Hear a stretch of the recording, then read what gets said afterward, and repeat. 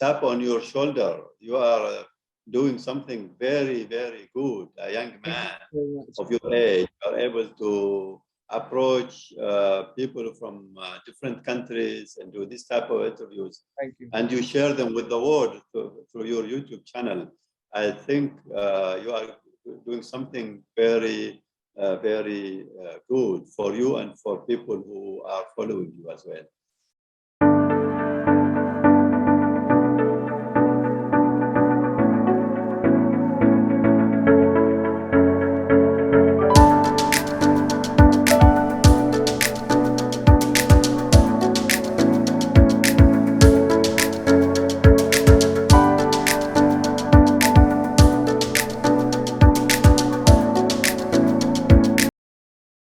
So, Yeah. good afternoon, Your Excellency. It is an honor for me to have you today in this virtual podcast. I'm very glad and honored to welcome you. I've been fascinated a lot of things regarding Oman and regarding our global diplomacy and especially the relations of Oman. So first of all, I would like to ask one of the I think one of the most fundamental questions that helped me to inspire myself, who also loves this area of diplomacy and international relations. So, how does it feel to be a person of a diplomat and someone who manages certain relations and of certain countries? So, how does it feel, and what are the challenges and impressions do you have? Well, Dimas, thank you very much. It's a pleasure for me to Thank you. join you. Probably this is the first time that to talk to someone from Indonesia via Zoom.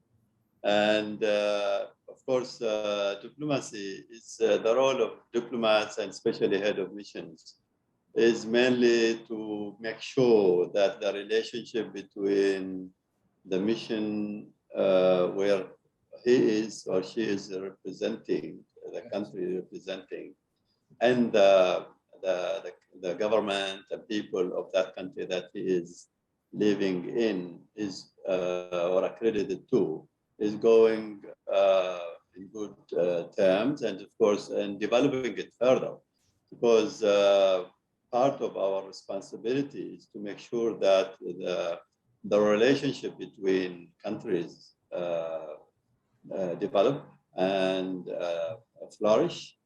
And today, in modern diplomacy, before it used to be, seen the diplomat is more like a PR person to just make sure the relation between countries are quite good and so. But today the situation is a little bit different.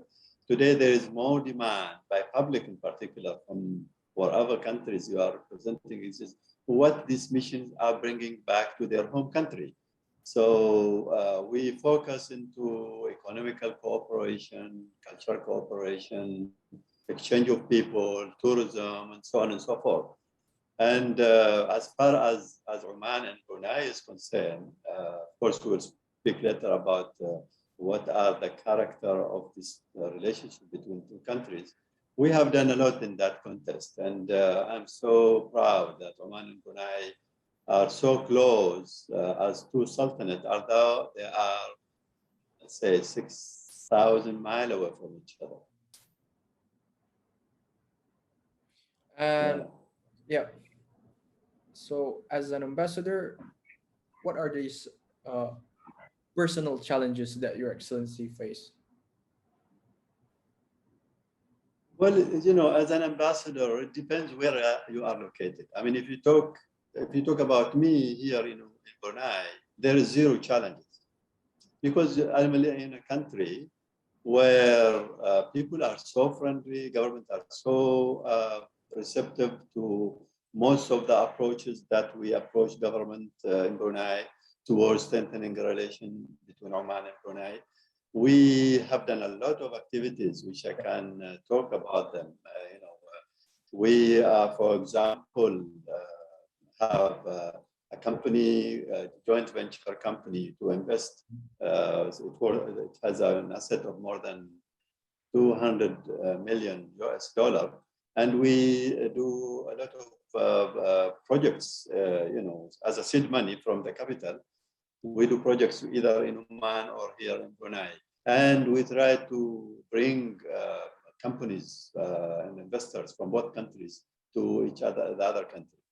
That is on the economic front, but also on culture side, we are engaged very much, very successfully with people here in Brunei on bringing Arab culture to Brunei.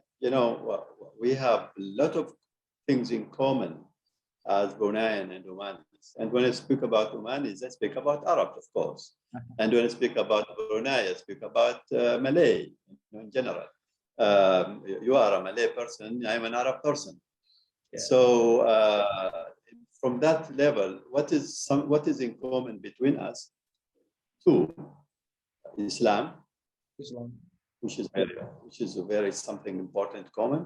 And then what is related to Islam is the language, the Arabic language, the language of the Quran. So I discovered that from the beginning when I came here in 2014, that there is a demand in this country to learn Arabic. Mm-hmm. So we have been very much engaged in Brunei on how to enhance and develop the Arabic language among people in Brunei in general, especially those who are looking after Arabic language teaching in Brunei, like Arabic school. There are certain schools here, they call them Arabic school in Brunei. And as far as the Oman Embassy, we have been very much close to those schools through the relevant government authorities. We are sending students from Brunei and teachers from Brunei who are teaching Arabic to go and enhance their capacity of teaching and learning Arabic in Oman. Learning Arabic for an Arab is different from learning Arabic for non-native speaker. So we have a unique college in Oman called Sultan Qaboos College for non-native speakers of Arabic. And we have been sending too many students and teachers from Brunei to go and study Arabic. The curriculum, for example, we are supporting Brunei government with schools and Arabic schools on Arabic curriculum. I know that from what I have read about you, that you are also keen to learn Arabic. Yeah. And I hope one day you go to Oman and study Arabic as well, because there's a good college where it will make you speak Arabic in 8 weeks, fluently. 8 weeks, fluent Arabic. Yes, that I can assure you. Oh, in Oman? In Oman, yes. Yes. Wow. Because that we have been able to balance between reading it as a text, reading Mus'haf, and using the Quran and using the language as a medium of communication. What we have seen here when I came to Brunei, I see that people, they read the Quran very nicely. The way they pronounce, you think that their pronunciation even maybe better than my Arabic pronunciation. And then I go and stand aside with him and try to speak to him in Arabic. He knows 0 words, nothing. He doesn't know anything about the language of the Quran. Yeah. Yeah, I actually started learning Arabic slowly, the very basic part with my ustaz, the one who taught me how to read Quran almost every night. But again, he said that you need to have someone who is also Arabic so that you have the real implementation of that method of communication immediately. So I think I'm really interested in that few weeks and we can speak it fluently. Yeah, yes, we will talk about it offline later on. I have something for you to talk and encourage you to go to learn Arabic. We'll talk about it later on. Let's focus now on other things that we want me to talk about. Okay. So as we know that Oman is a very peaceful country, a peaceful nation, and they're located in the Middle East, as we know that it's not far from countries which experience conflicts, whether it's domestic or international conflicts. So being their neighbors, being having those neighbors who are actually having conflicts internally or even with external factors, how does Oman play this vital role they are needed for the world peace in general? Yeah, thank you. Well, Oman over the history, as a nation, Oman is a very old country. Yes. There is something which is worth mentioning in this discussion which I have with you. When Muhammad Sallallahu Alaihi Wasallam, our Prophet, started asking nations to embrace Islam, one of the nations which he wrote them, sent them a message in writing. He sent to Persia, he sent to Rome, he sent to Egyptian empire at that time, and he sent also to the ruler of Oman. That is 1,444 years ago. Yeah. So that's with that nation, the same territory expanded at one time and shrunken at some time, is still there since 1,440 years ago. So that deep root of a country does not allow its relationship with other countries to be in a fragile situation. So we have been conducting a very peaceful relationship with all our neighbors. As you said, there are conflict within the region. There are neighbors who don't like each other within our region. But we say that, well, that is not Oman business. Everybody can have his own political point of view, but let's use Oman as a catalyst for bringing peace and stability. And that was the role of Oman over the history, is to bring peace and stability among our region. And of course, that also developed a reputation of Oman political stand to even see what the world now is asking Oman to play a role in international peace and security. If you remember the situation between the conflict of nuclear capability of Iran and the Western world, and there was a demand of somebody to mediate. Oman played a major role in that, and we are really proud that we were being able to bring the Americans and the Iranians to the table in Oman. That is recent, but if you look at it, we have a role in Yemen now with the conflict between different parties in Yemen. Unfortunately, the war still exists. Oman, is not involved in that war. We are more engaged in bringing peace and trying to bring the people together to talk about how to resolve that issue. The problem in Iraq before, the problem in Syria, Egypt, and you name it.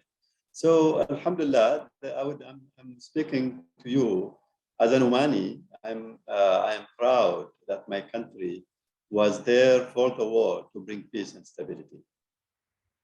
Wow, that's really a very honorable nation right there, because today it's almost inevitable.